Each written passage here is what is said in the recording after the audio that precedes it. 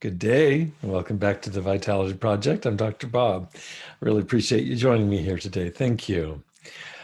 In our most recent exercise, we revisited a skill that I see as being crucial. It's the skill of training resilient experience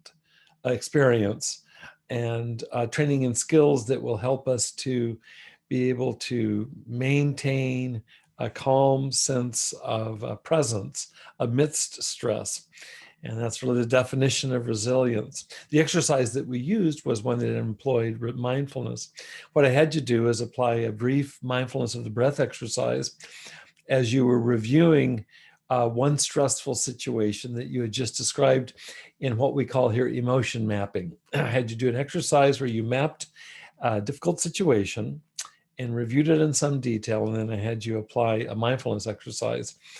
I want to ask you, how did it go? For those of you that participated, how did it go as you aimed for calming your body and your mind?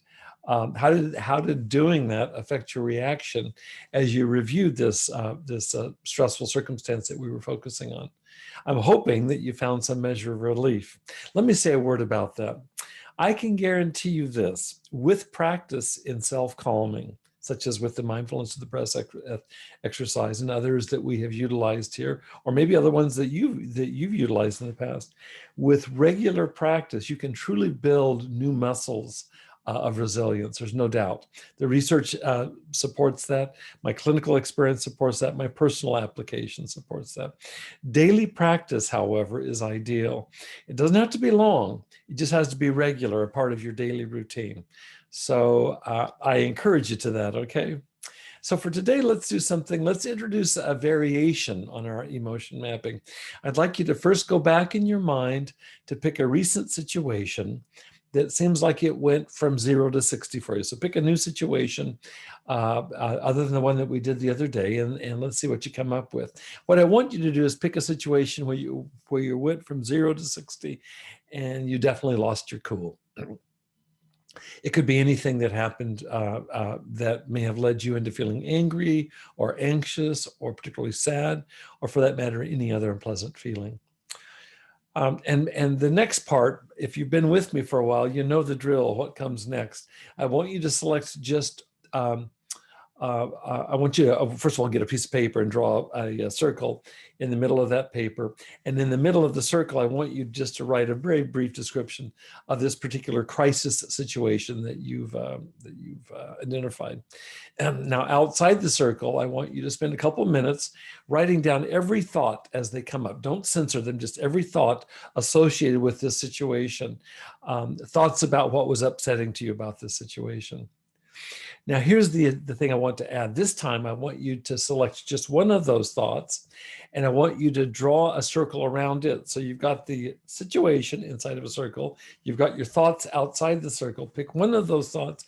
I'd like you to pick the one that got you the most stirred up in this situation. Draw a circle around it, and we're going to do a deep dive. We call this bubble mapping. We're going to go into that bubble with that one thought.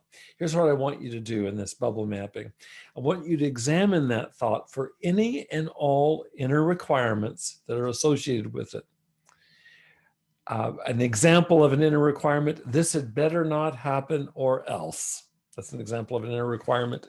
If you need a little bit of a booster session on inner requirements, I encourage you to go back, whether it's in our Facebook posts or you can also go to our YouTube video posts where we've discussed requirements in some detail. But if you're familiar with it, what I want you to do is look at this thought inside the bubble, identify any inner requirements that go with it, and let's see what you come up with, first of all. And then finally, I want you to make note of how much tension do you feel in your body on a scale of 1 to 10 as you're re-experiencing some of those feelings and those thoughts right now in reviewing this stressful situation. It'll definitely get you stirred up if you're going deeply into it. I want you to do this, and what we'll do is we'll come back for more in our next post. We're going to build on this exercise in our next post. In between now and then, I want to thank you again for joining me here at your Vitality Project. I appreciate very much your support and your engagement, and I'm hoping that this is helpful to you. We'll look forward to you being back here again, and we'll be back soon. Stay safe, be well, and I look forward to seeing you.